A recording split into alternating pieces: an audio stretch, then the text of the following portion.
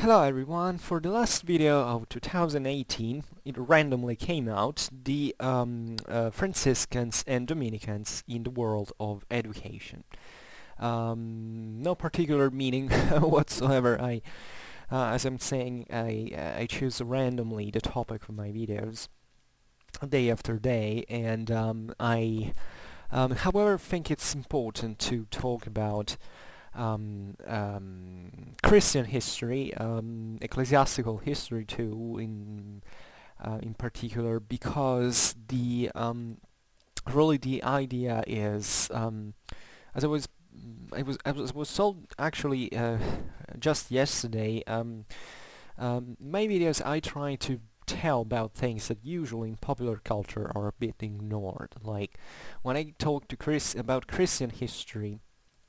Usually I see that I don't get many views. I don't know why. I don't think it's any, negative, necessarily negative judgment about this.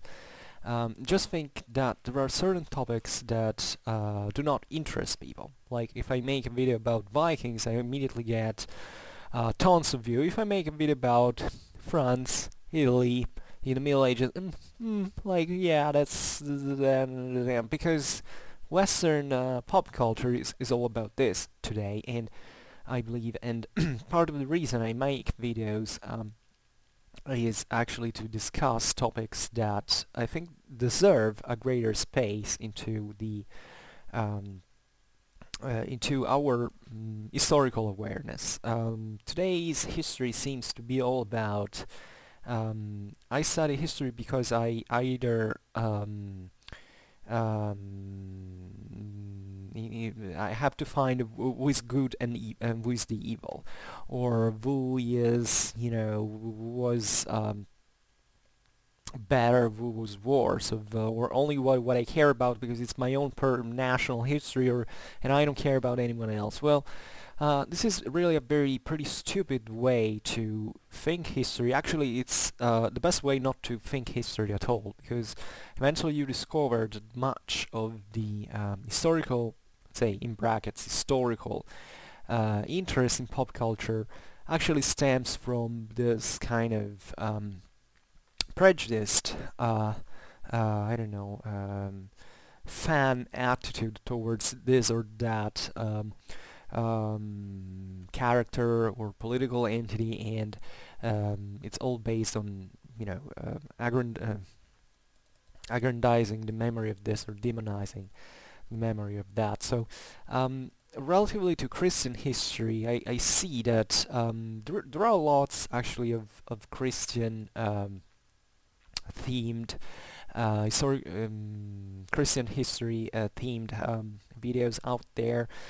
But even in here, I most of the times there are sort of two kinds of videos: the ones that are pro-Christianity and the ones that are against Christianity. There is no, generally at least, a very few intent to practically objectivize. I don't know how to say that, but to really tell the story for what it was, and it's always like that. I mean, I'm sure that anyone who watches this video, for instance, immediately gets some sense that it is something either pro or against Christianity before even watching it.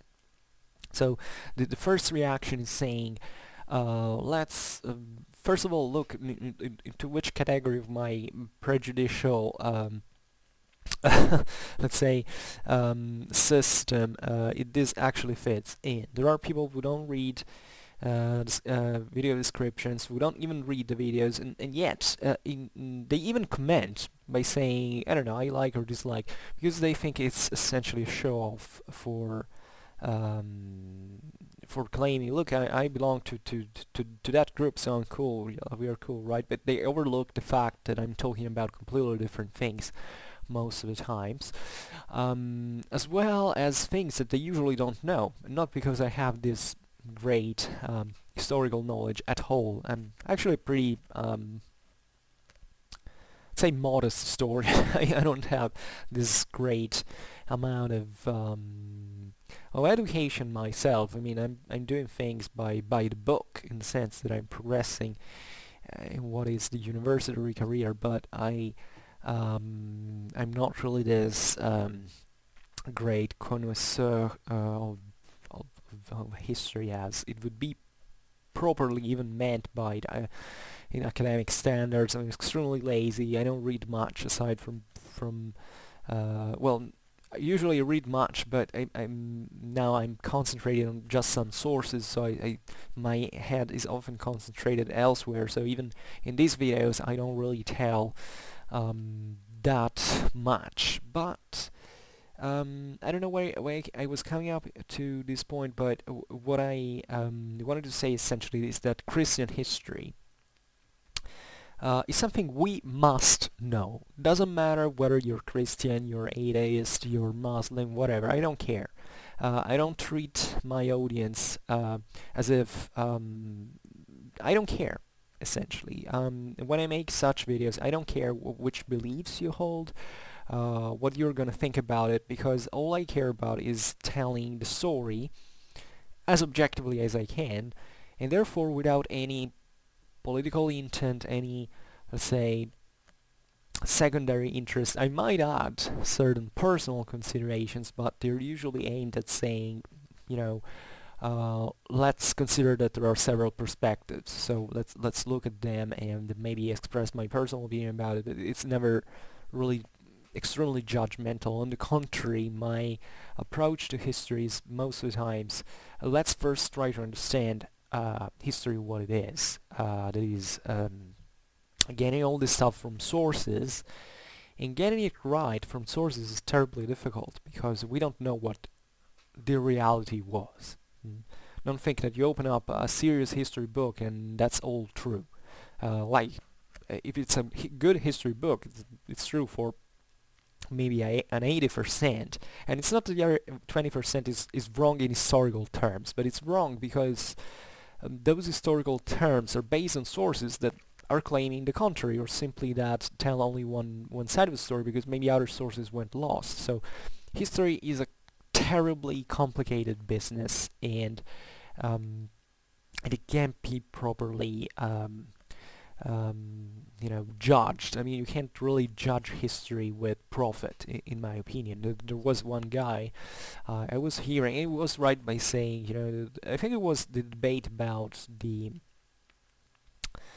debate that has been in the United States about previous in these last years about whether about the American Civil War and all the moral, say, the debate that exists in American society relatively to that still. For good, I mean, there should always be, but let's say at least certain tones and ideas from both sides are kind of weird, and not because they're Americans, but just because, yeah, also partly because they're Americans, but I mean it also in that sense, in the historical perspective, because obviously French, I don't know, or a Russian would have different opinions from their cultural background. But he said something like, there are people who wrongly claim that that history cannot be judged, or ought not, at least, to be judged morally. And this person says, no, actually it cannot be judged morally because it's so useless. This person said, actually we can. We can judge history morally. And he's right, we can. But my question to him is things like, to what end? Once that you have judged history morally speaking, do you feel, I don't know, better? Do you feel morally relieved by this? I mean, I try never to judge history morally, in the sense that to me, the best service you can do, I am not a moral relativist, so this should be enough to dispel any doubt about what my intentions are. But the point is, history is already so difficult to understand the way it is, and what's the point of judging? I mean, there is so much energy to spend just to arrive to understand it, that judging morally should be something that only comes afterwards, and instead, it's plenty of people who like to judge morally. The coming to Christian history was a lady some time ago, but I'm sure she was a nice person. But I made a video about Boniface VIII, and since I dared say that objectively Boniface VIII was one of the greatest popes in history, she began to say things like, "Oh, how come he was a monster? He was, I don't know, everything. He was a pedophile, all this stuff." And I wonder if this person actually knows anything about the colonnades in French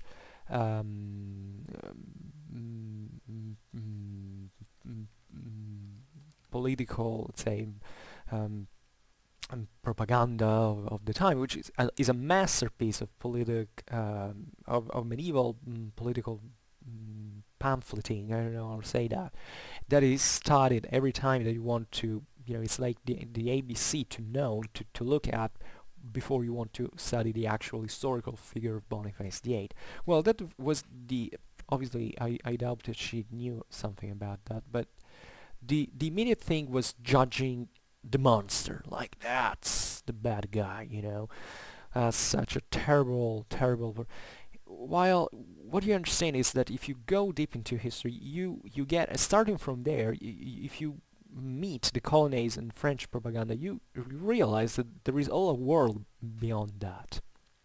I mean, I don't care a thing if Boniface VIII was actually a monster, because he did very bad things indeed, but I'm personally much more fascinated to study his historical figure on the base even of what others wrote about him, because it was a huge uh,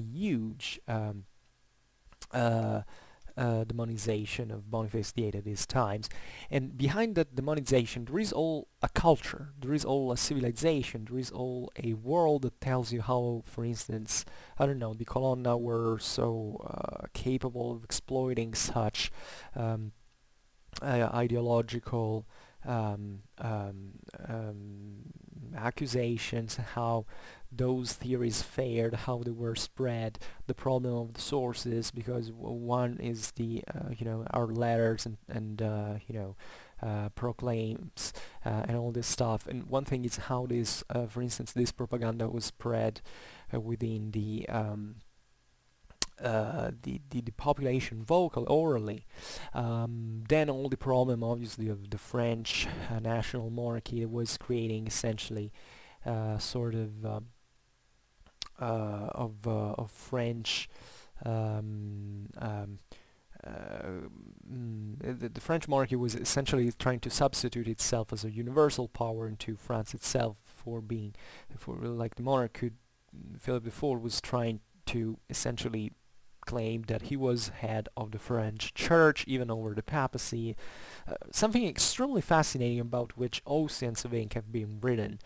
And therefore, and then Boniface VIII. Boniface VIII, well, I made a video about him and explained about his greatness, but it's also another extraordinary figure. You cannot but fall in love with these figures. It doesn't matter whether they were bad or good in moral terms. It's the history that you can do on them that is astonishingly beautiful.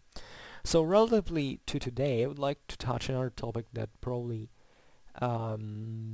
someone will, because there is always someone who has something to complain about, including myself, right now. But I think this is interesting because it's essentially I made other videos about the Mendicant Orders, and you can find that into the medieval Christianity playlist. It's actually I discuss about today's topic, even in there partly, so they can be a good background if you're interested into this. Today, I would like to touch really mostly an educational topic, but I mean in terms of historical educational systems, essentially. that is framed into the general intern framing, let's say, of the Mendicant Orders into this mm, into the institutions of the Roman Church. I mean, all the problem of the evangelic pauperistical movements were basically solved for at least for a while in broader historical perspective by the papacy. By this time, so we are essentially during the 13th century. Today we will arrive also to the 14th. And this time the Church of Rome was essentially creating a scholastic policy that is essentially creating a model of education that obviously was based on orthodoxy, on and strictly connected with the control that the Church could have on educational institutions all over Europe. This, as we know, it's been a moment of glory of the Church of Rome. It had a huge political influence, but also a greatly cultural one, because it's often overlooked that the Church of Rome backed, as we will see today, a huge amount of educational initiatives throughout all its history.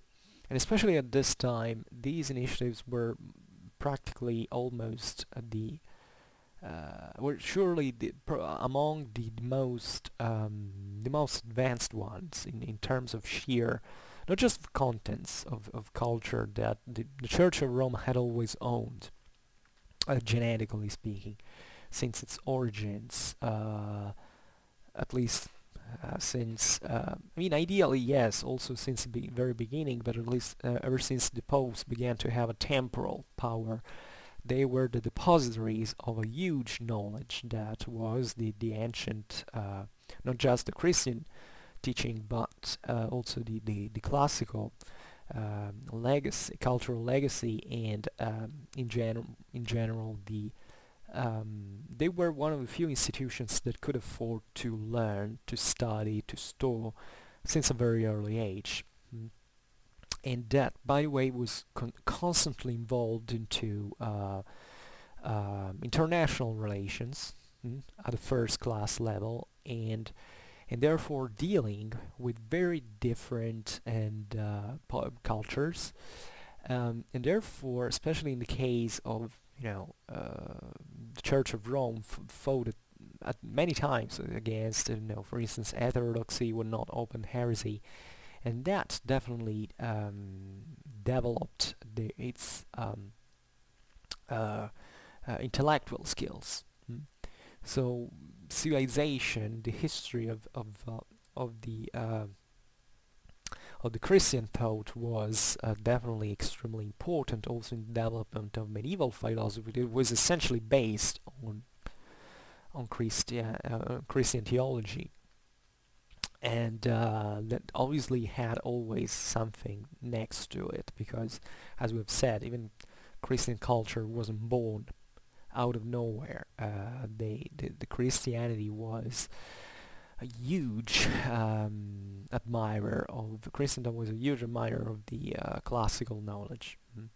And we're trying to preserve what they thought was the sort of, can say a precursion, but everything essentially that was meaningful to know. The problem of knowledge was really about the how really, and this has been, as we will see today, in particular with especially the Oxford school, how could really the knowledge, let's say everything that was non-Christian teaching could partially fit into the education of a Christian. And this is a problem that dates back to St. Augustine, to the idea. Today we will look at that, how can faith and reason coexist. I mean, the Christians had resolved this on the basis that had been actually also proper of the the Christians were reasoning through the same philosophical tools that existed in the Hellenistic world. So we're pretty advanced, and part of medieval history can be also understood in the recovery of that past, because and the resystematization of it, because telling the truth, the Christian thought is not something that really had been fully determined, let's say. At the beginning of the Middle Ages, where formally most of Europe was Christian, and at least there was no further threat of a reversion to paganism. There were other threats, but generally speaking, even with Islam, it was still about a dialogue between Abrahamic religions. So in that problem, anyhow, it was mostly solved with warfare, so not with theological studies. But what you see, theological dialogue and confrontation, but what you see in here is that indirectly both the Christians and the Muslims had, especially at this time in the Middle Ages, a great reciprocal influence. Also in certain, especially the Christians took much of, even partly of Islamic culture through the thought that the Arab scholars had expressed on the works of Aristotle, and really shaping it even in a certain way. In fact, part of the interest of the Roman Church into the systematization, let's say, of the Christian orthodoxy through the educational structures was aimed essentially at stemming the very seducing heterodox thoughts that existed. Like, take Aristotle. Aristotle came in, initially Rome wanted to stem Aristotelianism because it was such a complex and sophisticated thought that all the theologians, even in Paris, whose greatest study of theology all over Europe was, at least in Western Europe, was were getting all fascinated by it. Eventually, with Thomas Aquinas, not Aquinas, just notice in that's really the name, had eventually been able to integrate in the Christian thought, and then in this sense, together with Ptolemy, Aristotle became the scientific face of the Christian physics and metaphysics, essentially, throughout all, until relatively late in time. think about Galileo, think about all the problems deriving from. And even here, I would like to stress how it's very easy for us to judge today from the top of of the scientists that came, of the few scientists that came among an otherwise very few enlightened population in recent times, to judge this past. But when you study about ancient or medieval, like in this case, science, or let's say approach to reality in studies and all, you have to think that was a world where these people concretely didn't know physics.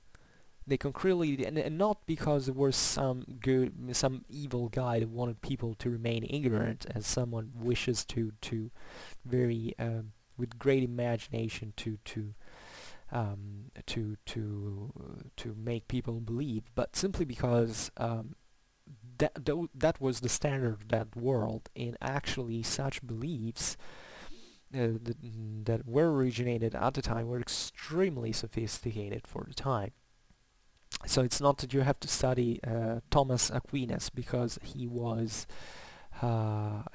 Christian or not. You obviously have to understand that he was a Christian and what he thought in this sense, but you have still to frame it in an environment to which he perfectly was fitting, and the things he wrote about were a response to, at that time, for the apex of theological debates. And I won't be discussing this today in practice, because I think I should make at least some medieval philosophy videos to give a proper explanation of certain thoughts. That something I've never done, but I would like to. Uh, but this is gonna be mostly a political and social history today. But the the idea is that whatever was done at the time had a direct. First of all, it had a very clever. I don't know how to say this. It's better to start by saying that the what we're talking about today, that is the Mendicant Orders, were actually a very important tool for papacy to spread their scholastic policy, in the sense that they were, as I said in many other videos, essentially the vanguard into the urban world. And the urban world at that time, in previous centuries, had been the area to which heresies had mostly spread. At this time, urban classes are rising fastly, so the feudal world is kind of fluidifying. Even the same dichotomy papacy of empire from an ideological point of view is starting to crumble, especially in the 14th century, beginning of the 14th century, but together with also in here with the general crisis of the European economical system. So it's never something you can um, distinguish from the context. You have to understand these thoughts as motivated by contingencies and not by, you know, hyperuranic schemes over, and the plots and all this stuff to about controlling people and stuff like that. Even though this was aimed to control, definitely, society. To control society in order to not to make heresies spread again, because there was a time, indeed, in the 12th century, into which the Roman Church was at the point that heresy could take over Europe, and the Roman Church at that time had just come out victorious from the struggles of investitures, but had still to make a lot of road before reaching to some a strict control over the over Christian thought into Western Europe, and they worked like hell for for doing that, which sounds bad talking about the papacy, but it's literally what they have done. And the history of the papacy in this sense is a history of really incredible intellectual development, of great bureaucratic organization, things that otherwise were unknown at the time, especially in the West. And that's why even the education was so even revolving around these ecclesiastical institutions, because objectively they were sometimes the only ones that could make people afford a certain education, because at that time, just like today, education was also a matter of costs, of economy. I mean, there was all a career you could do by learning in this or that university. It was more prestigious, that could make you acquire certain titles, and certain titles were the path openers for a brilliant career.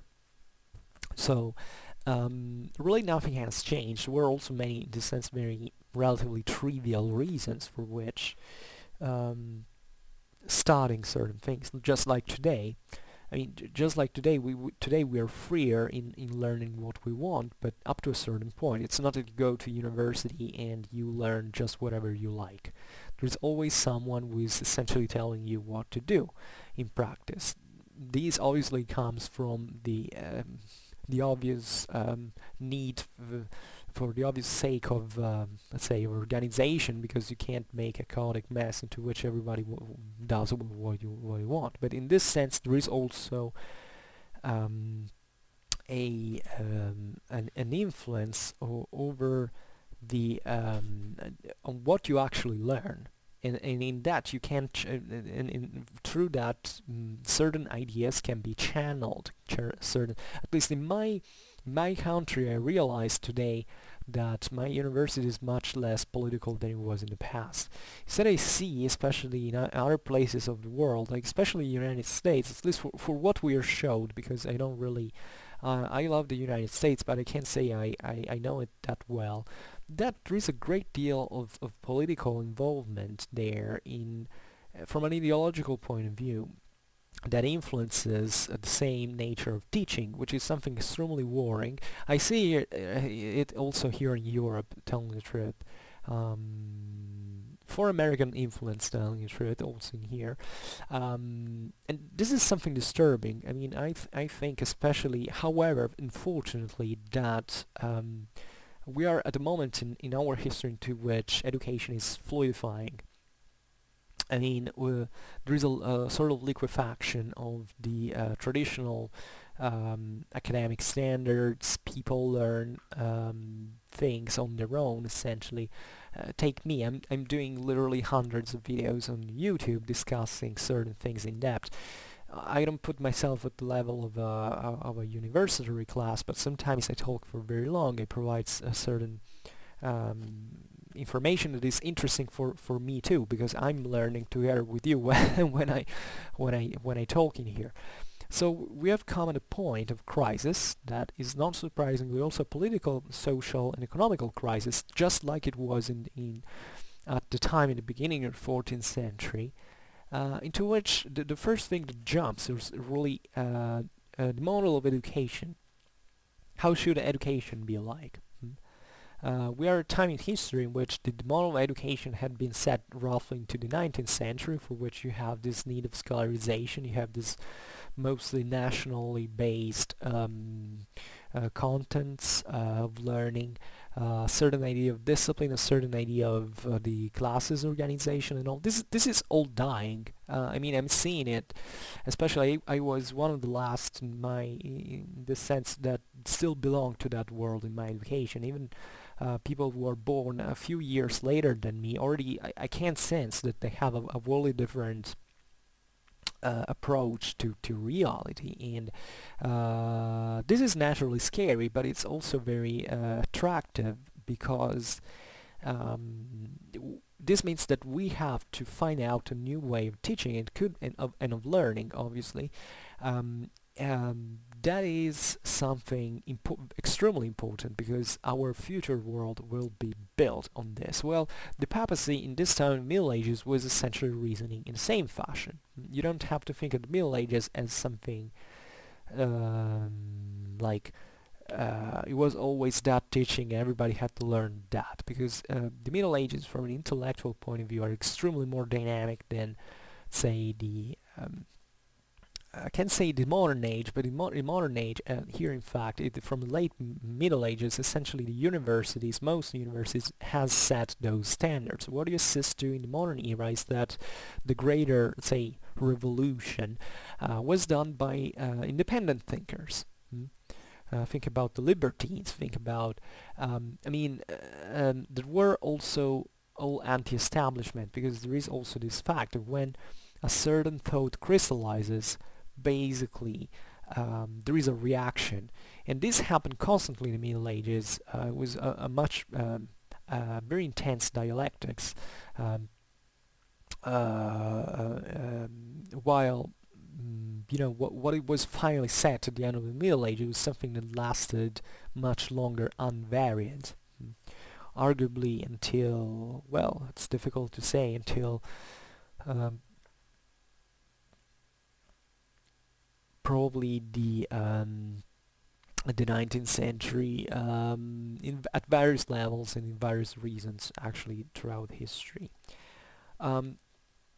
But relatively to the Mendicant Orders, we have to say that, as we were saying before, as I hinted at before, that the Mendicant Orders were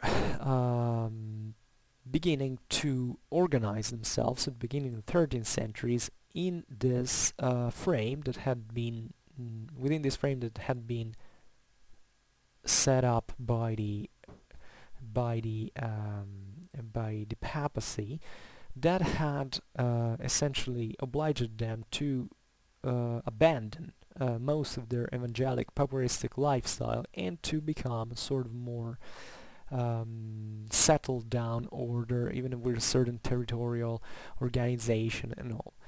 And actually great part of the problems that arose at that time were based exactly on how their education should be about, because one of the most evident problems from Mendicants was that they came from relatively poor backgrounds. So most of them were literate originally, not all of them actually.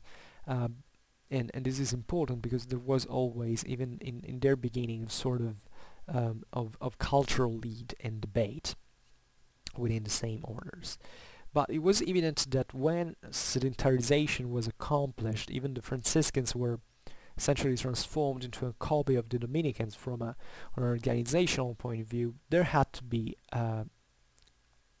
a standard education, at least, or a certain level of education that was necessary for interacting in the life, into medieval political and social life, especially as we have seen in these urban centers, that the Mendicants were the first monastic orders to live into cities. Up to that point, monasteries had been mostly something external to the urban life. They were much more based on the distance from the world and all these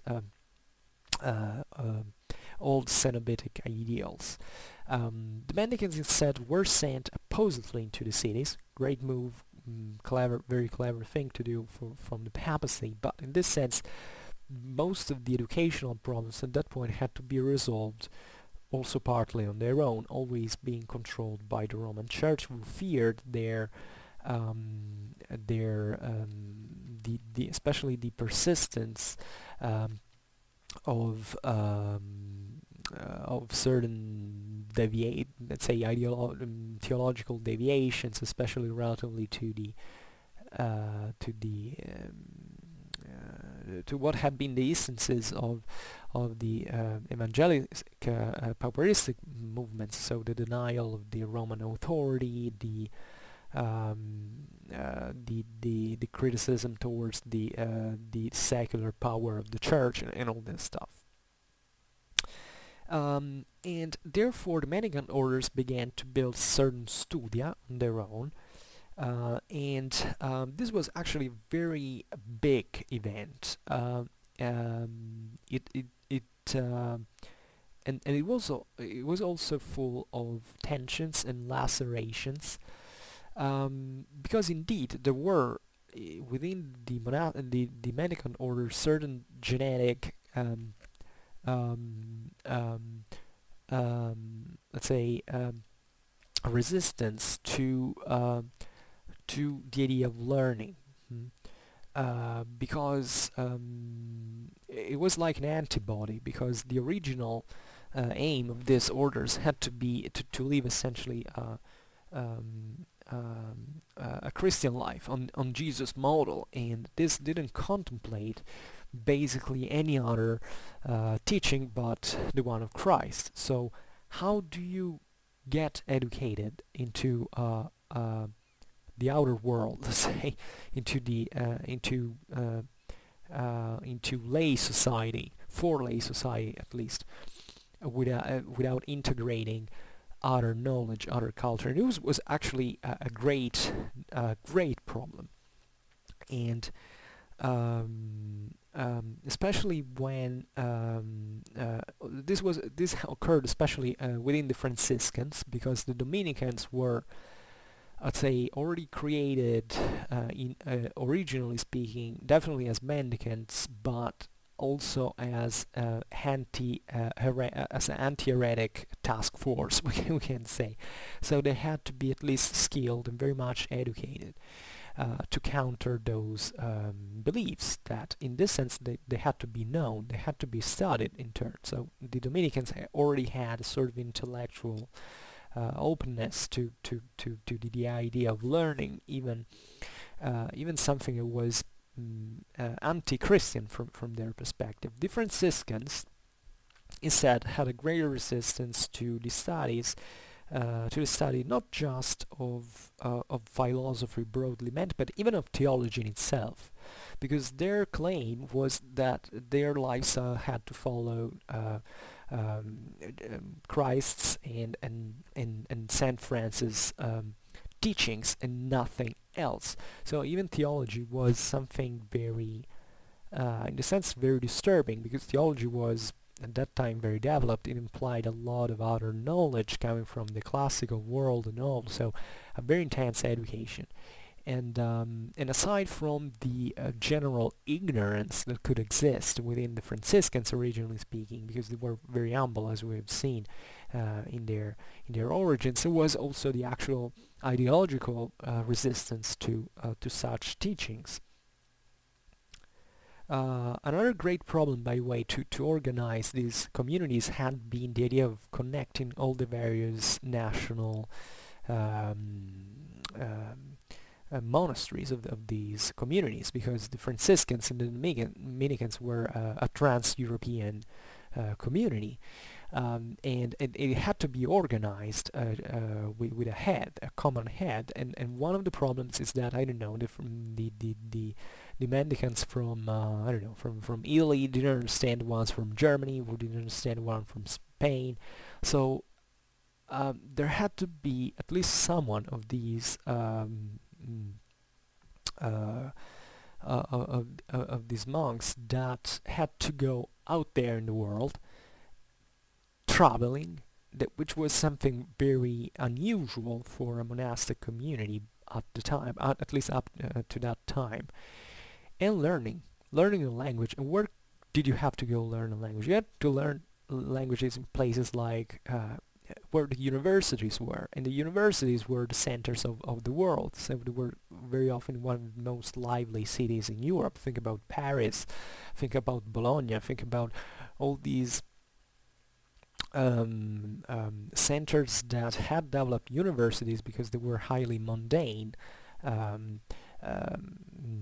don't know, trade centers, cultural centers, and therefore something very even something very dangerous from a monastic point of view. Think about the temptations and all the things that we're seeing out there. So the Dominicans and Franciscans had necessary to transform into worldly people, and this had necessary to come through a controlled education, because there was the objective risk that these guys were sent to learn somewhere, that they would be led astray, let's say, by their secular life. So this is a bit in smaller scale the great tension that exists within the church since the early times. I mean, the idea is, yeah, we should all follow Christ's teachings and nothing else, but concretely, how can we keep this up without something else, without a form of organization that requires education and all? So even this struggle between even the Church of Rome and its institutions and the evangelic paparistical movements had been based substantially also on this, on an intellectual stand. It was very important in medieval times, up to that time, the idea that really all you needed was Christ's teaching, and all that extra knowledge that you got was definitely something negative in many ways. Doesn't matter what the ancient fathers of the church had said about Saint Augustine and all. Also because most people at this time were so ignorant that they definitely it wasn't really just about the intellectual side of it, that obviously for them was negative because they couldn't understand it as well, but it was also a social instance. Evangelic papistical movements, as we've often said, weren't really based on Christian debates. They were based mostly on political and social issues that were only eventually covered, cloaked, let's say, with this doctrinal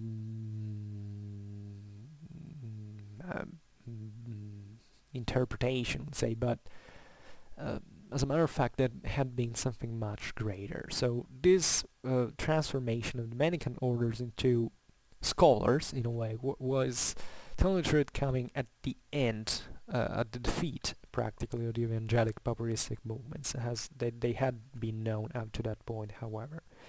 And I'd say that civilization definitely wins in this sense. I believe that it's been a positive thing that eventually these institutions have followed the intellectual path rather than the pure evangelic lifestyle, because you can accomplish much more by knowing more in the world that God has created than just, refusing essentially the world. You have to think also that the ancient Cenobitic models had been derived also from other cultures, even other philosophies and religions that really didn't look so favorably at the world, like instead the Judeo-Christian message practically does. I mean, in the Bible, mankind has a duty to preserve the world that God has given to them, and part of doing this is through, obviously, knowledge, which is always negative because it's born out of the original sin, but it's still part of the human condition, inescapably at this point, and you can do good with that. I mean, God tells to Cain that substantially his sins can be, that he can grow to be a better person, essentially, through his life in practice. And Cain is not punished. He goes out there in the world and starts becoming a skilled craftsman. He builds up cities. I mean, it's really the destiny of mankind to do that in a way. So even Christianly speaking, there is really nothing wrong, in my opinion, with this. And this is all the more meaningful if you consider that, especially in the Franciscan order, Saint Francis of Assisi had explicitly warned his I don't know how to say that, disciples or comrades, I don't know how to say that, to the hidden danger inherent to science. However, as we have said, the progressive clericalization and sacerdotalization of the Franciscans eventually put an end to this resistance, and it was fully surpassed substantially at the mid of the 13th century by the so-called, I don't know how to say that, the Generalate, I think it is, at least in Latin. The direct transliteration to English should be this one, of Bonaventura from Bagnoregio. Bonaventura from Bagnoregio is, I'm sure very few people know about who he was. He was a cardinal, philosopher, and theologian. He was born in Bagnoregio, which is in the north of Rome, and he taught at the Sorbonne in Paris. He was a strong friend of Thomas Aquinas, and he did all his steps in the ecclesiastical career. Was first a bishop, then a cardinal, and he was eventually canonized and proclaimed Doctor of the Church in the Renaissance. But he is, first of all, he's a great source for Francis of Assisi.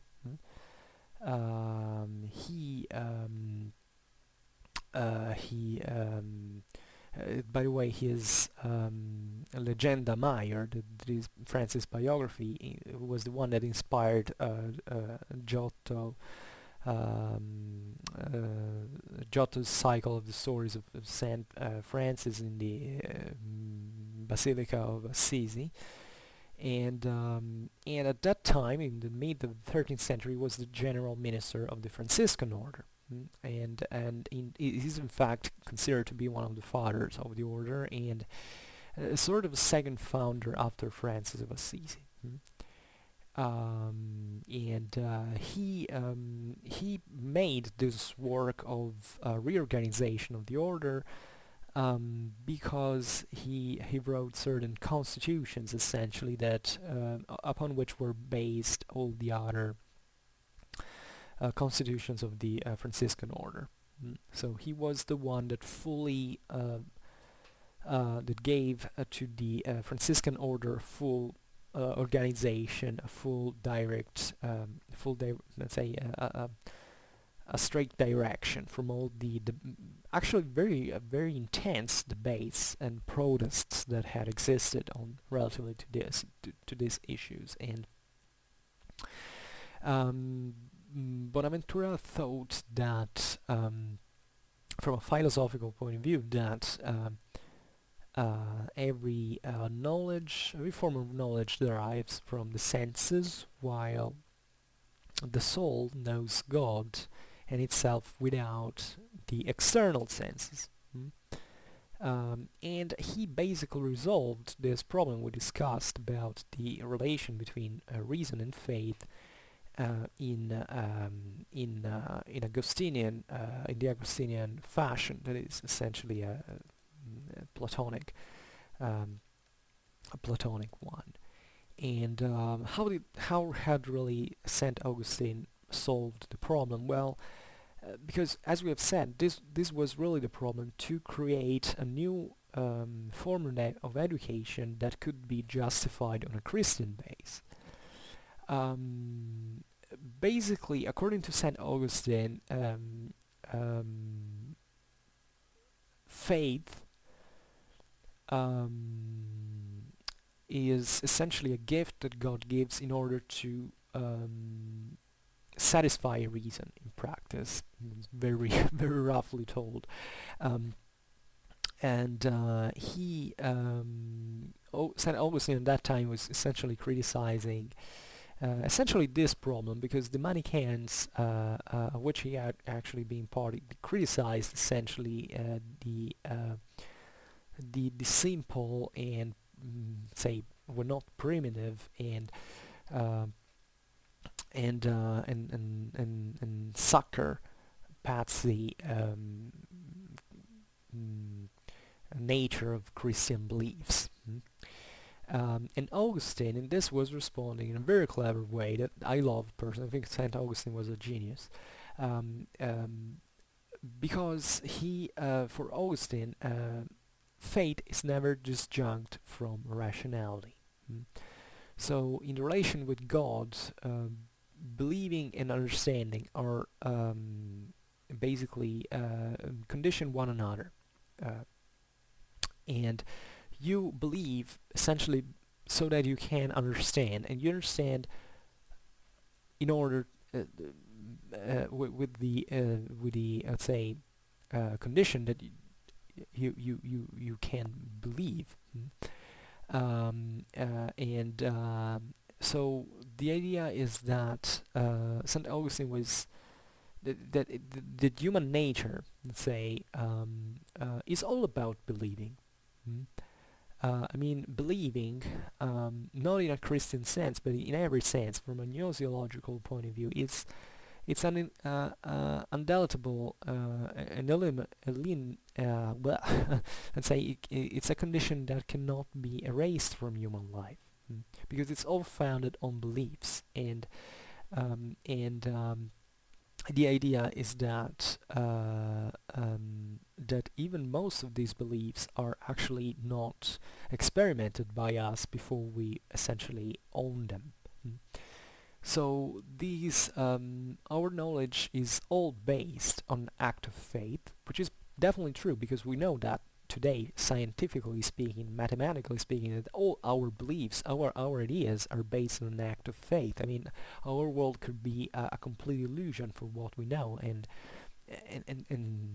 together with anything else. I mean, the fact that physics works doesn't matter, doesn't mean anything in theory. It could be all an illusion anyway.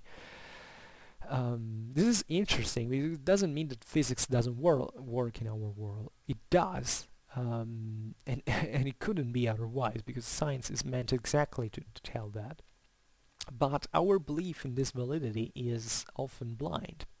I mean, not in science in itself, because science cannot be believed blindly at all. It's it's the other way around. It's through reason that you understand science, but still the assumptions that even of the absolute mathematical principles that are base of our knowledge are essentially an act of faith because they're just given, they're not demonstrated. So this is very fascinating because it's actually matching with mathematics. It's actually matching with how our relation with the world is actually done. Saint Augustine is extremely subtle in this sense. So credo ut intelligam, that is, I believe so that I can understand, and at the same time, intelligo ut credam, that is, I understand in order to believe. And these are principles that telling truth come from essentially Neoplatonism, and that see the being and thought, that is reality and reason, as indestructibly intertwined in a relation of reciprocal complementarity. So St. Augustine also stated that a human thought essentially owns a nature and an image that is similar to the divine one, that is a Trinitarian one, with three functions for one only entity, practically. So thinking, understanding, or comprehending better maybe, and will. And these are distinct, but they can be superimposed. So the intervention of God in this direction basically pushes mankind towards trust in his own intellectual capabilities. And reason is made up as such only when it's made expression of the supra-rational, let's say, principle from which it's emanated. But since it cannot deduct essentially it by itself in logical terms, for this reason he needs the revelation from the side of God itself, that in this sense could help the man by enlightening him. So faith is the full, let's say, the full completion. It's the culmination of the so-called negative theology, into which the positive aspect is revealed by God. And there would be other things to say about this, but this is really the key to understand what and especially it's very important that at this time St. Augustine is being rediscovered in part. I mean, St. Augustine had always been there, arguably the only one that is being read up to that time, but still his ideas at this time were being readapted essentially to these problems that were evidently had necessarily to be solved, and in this sense the Christian culture had already the answer for them before. So we've been talking about the Franciscans. Relatively to the Dominicans, instead, the things went in a bit of a different way. So because, as we were saying, since the beginning they were engaged into this doctrinal strifes and theological debates, especially against the Cathars. Now that's where they had born, essentially. And they already had their own tradition. It had never been a problem for them to learn new things aside from Christ's teaching. So the Mendicants at this point basically founded their own proper schools of theology. It was a very progressive development, as we've said. The Mendicants, even at the moment of their institution, weren't, for instance, that enormously rich. Then eventually they grew, because they started to essentially to compete even with the local bishops in terms of local preaching, of local with the building of local churches. The soul's salvation was often more was entrusted increasingly more to the urban mendicant monasteries rather than to the local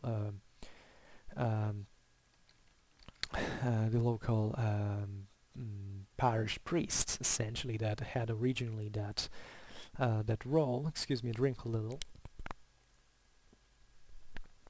And so in this sense we see that the mendicants at a certain point rise as a sort of negative, excuse me, not negative, but a sort of pervasive presence. It was definitely felt as negative by the traditional institutions, the old monasteries, the old orders, let's say, and by the bishops, because it was being seen that these people, that were on average, by the way, less educated, especially at the beginning, than these other people, were taking over the episcopal prerogatives, even in certain cases. So this was born also in different ways, because the ancient monastic orders and the bishops were often extremely educated. Like bishops and abbots at this time all came from aristocratic families, and they were educated already by extraction, let's say. So the Mendicant Orders were seen as the newcomers, often made up of ignorant people. But eventually, and very slowly, very progressively, they began to even produce their own masters of their own scholars that were at this point reaching up to the top in terms of quality of education. We mentioned Bonaventura from Bagnoregio, but the most evident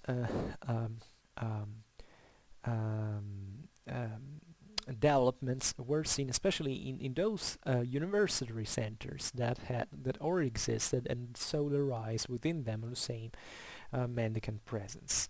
The greatest contrasts under this point of view happened in Paris, that, as we've said, was the theological capital of Europe. And in the 50s of the 13th century, the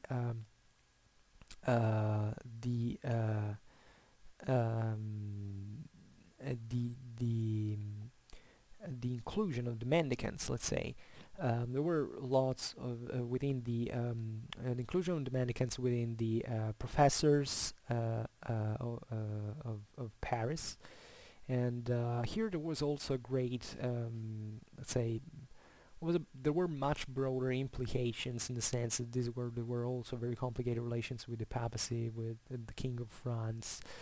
The student communities were also very prominent from a political point of view, and the inclusion of the mendicants eventually was turned out to be successful, also thanks to in fact, of the support of the papacy and the King of France, because these these mendicant orders were bringing in a new force that was traditionally challenging the old elite.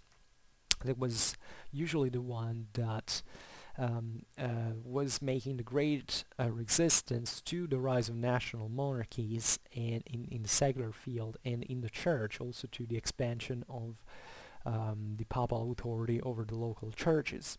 So it was essentially a clash, we can say, of the papacy and the monarchs through the Mendicant Orders against the aristocracy that didn't want to give up their prerogatives in a certain sense.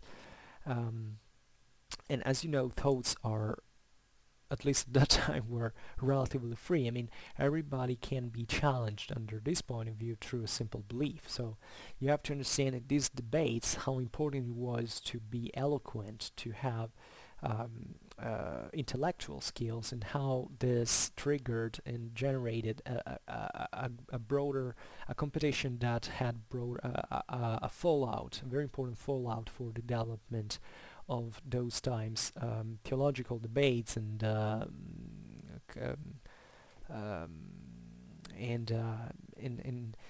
generally speaking, knowledge. So even the need for learning new things. So it's exactly in these years of the mid 13th century that some of the greatest masters of the scholastics belonged to the new orders. We've already seen Bonaventura from Bagnoregio, but definitely were also names, as I have it here in the background picture. Albertus Magnus was, I mean, I don't think he has to be. He was called Doctor Universalis, which pretty much sums up what it really was. He was a bishop, a writer and philosopher. He was a Dominican, in fact, and he's considered the greatest German philosopher and theologian of the Middle Ages. He had a huge culture, and he was actually clashing for keeping separate, because this was also another great issue at the time, to separate philosophy from theology. And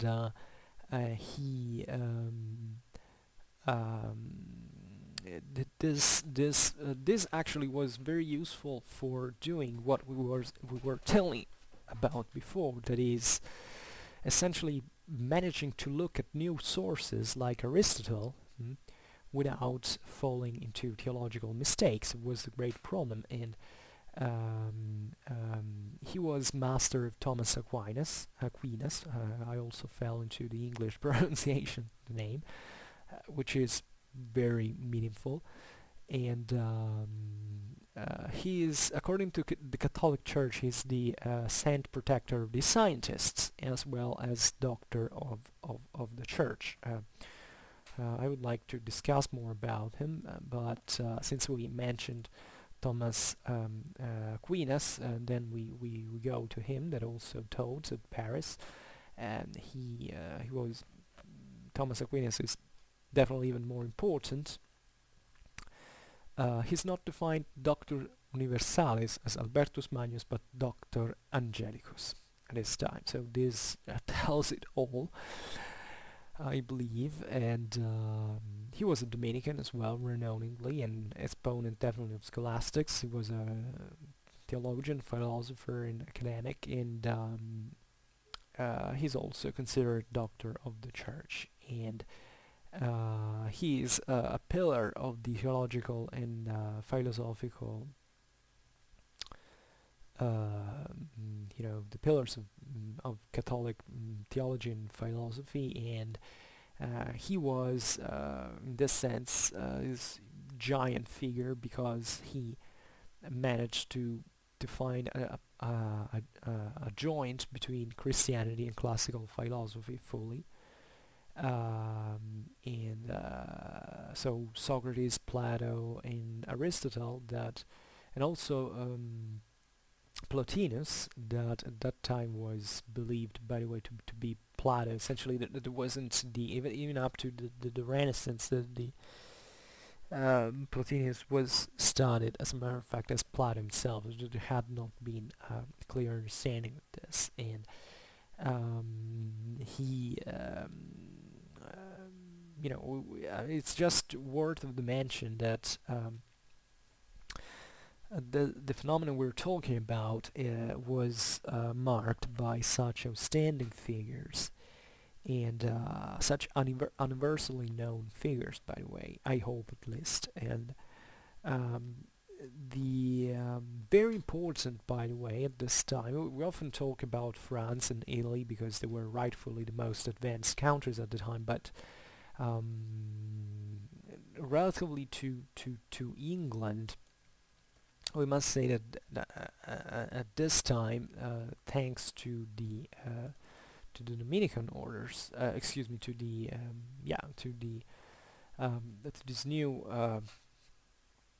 say revival, the it's equally universally renowned, the Minoritic School of Oxford, especially for the development of scientific studies.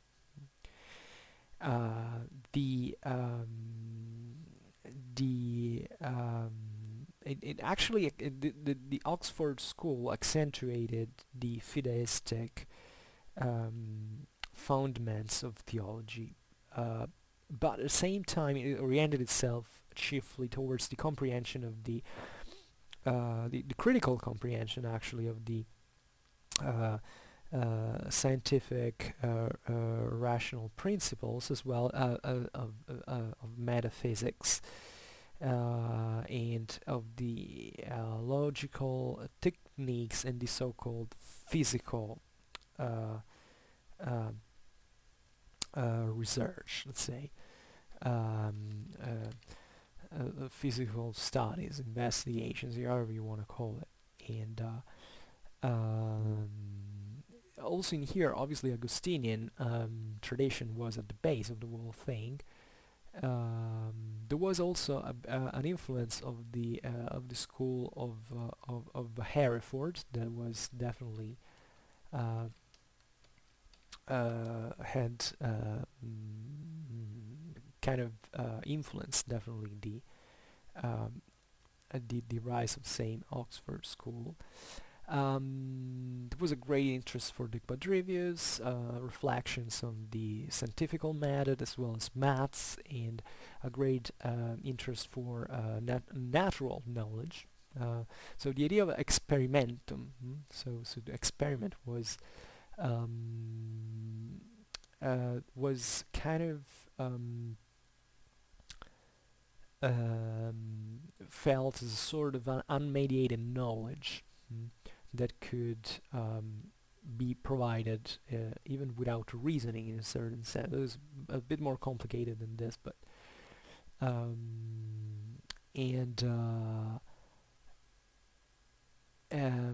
so the science by excuse me, of the Oxford School was considered as the condition through which the knowledge could be produced, and while basically the knowledge is acquired through visible things, through the use of certain most certain and necessary elements. So there was also a distinction between the opinion, that is the accepting a truth as such, and intellect, that is the intellectual view, that is the capacity of comprehending the intelligible things. So natural knowledge was conceived as by induction, that is the knowledge of a cause through an effect, while the phenomenon was defined by the conditions by which it had been produced. So the word for Aristotelic causes.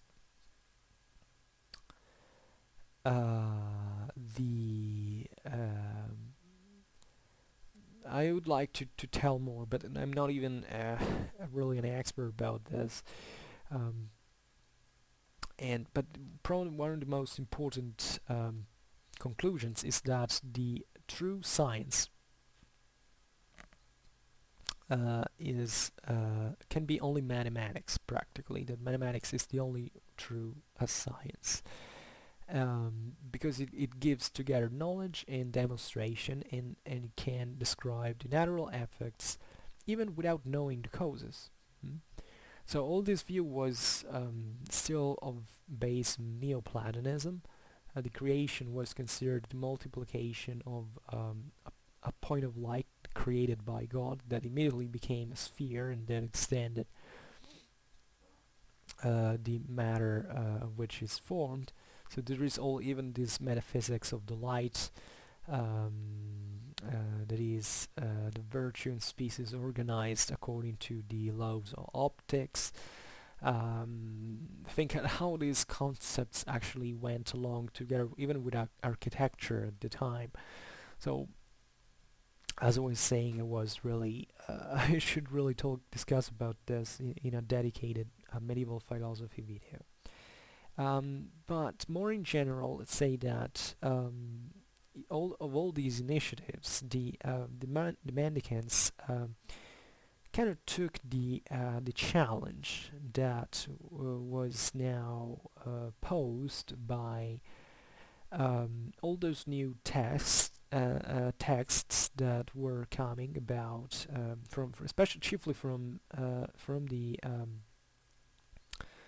the East, about medicine, astronomy, astrology, mathematics. They all came either from antiquity, either from the great Islamic and Hebraic cultures. And the Mendicant Orders in this sense were on the lead, especially on the experimentation of alchemic practices and mechanic activities. There is not a few in that time, and they also took the challenge with society in a certain sense, by answering, let's say, through a reflection was at the time philosophical, theological, and juridical, together with the pastoral action and preaching. So in a broader sense, this is probably some of the most profound meaning of medieval science. The idea that the world is really a great machine that has to be understood. I mean, the idea that mankind has not just the ability, but also the moral duty, from a Christian point of view, to understand the world where they live. I mean, the idea that what is given to mankind to know is what essentially God wants mankind to know.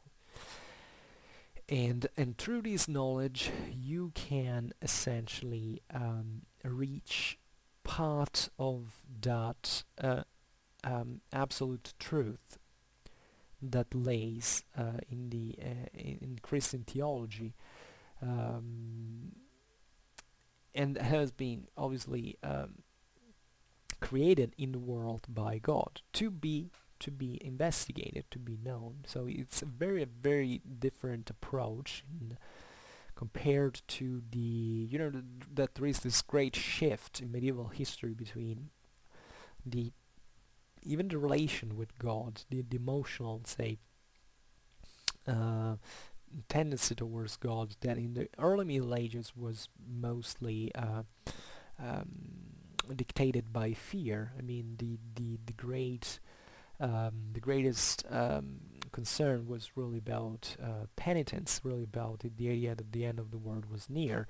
Why is that? Because first of all, society was more complex, so it was more primitive in the good sense of the world, and the early Middle Ages were also pretty tough centuries. So the idea of an incumbent end of the world was pretty much out there. It was normal to feel like that in the tragedy of that world. When in the low Middle Ages, life conditions get better, there is a greater chance, obviously, for studying, because economy gets, let's say, economy develops, and there is more resources that can be invested into learning and teaching, like we have seen. Well, there is a more benign approach towards God. I mean, God is, even in art, you realize that there is an attention toward a sort of proto-humanism. In many ways. I made a video, now that I think about it, some time ago, that is the so-called 12th century Renaissance, that actually deals with that. You realize that at that time the Western Europeans were essentially acquiring greater faith into the human in the human potential towards God, and looking at their role into the world as such. Probably one of the most beautiful let's say examples of this, especially in sculpture, is the Bamberger Reiter at the I think it's one of the, first of all, I don't remember where it's. Yeah, it's in the dome proper of Bamberg, in the cathedral, and it's I think one of the most famous equestrian statues of the Middle Ages, and basically gives you the idea of what the world was conceived like at that point. We are roughly in the same. We are perhaps at the beginning of, say, the 20s or 30s of the 13th century. So we're roughly in the same time into which the Mendicant Orders got framed into the Roman Church's institutions, and it's a moment into which the cavalry also has won as a sort of feudalism, as a broader model of politics and societies, of education. And there is also the triumph, in this sense, of the Catholic Church over the evangelic papistic moment. So there is a great confidence in the world. Great confidence in the role of human nature. There is a frame that is conceived as to be the right one, and into which mankind has a role. And if you look at this statue, which is beautiful, it really gives you the idea of how if you look at the writer at night, you see how he is approaching towards the world. I mean, he's not limpid, but he's still standing at the world. He's looking at the world. He's trying to grasp. He's trying to understand. He's on his horse. He's ready for essentially for traveling in this journey of existence. And in this sense, he fears God rightfully, but he also understands the needs of going on, of taking a further step, which takes courage. And this is a courage that at that time was felt in many ways by chivalry, in warlike attitudes, in charging frontally against the enemy. It doesn't matter what happened. Intellectually speaking, by daring to look at knowledge, and even if it wasn't directly a Christian one, and really dealing with it and giving an answer to that. So I think this is probably one of the greatest meanings you can attach to this moment in history, and to its scientific approach. And this is it for today. And for now, I can just hope that you enjoyed this video. If you did, please share it, otherwise leave a like or subscribe to my channel if you want to receive further news about my contents. And for now, I thank you heartily for listening to me. I wish you a happy new year and see you in 2019, and have a great time. Bye.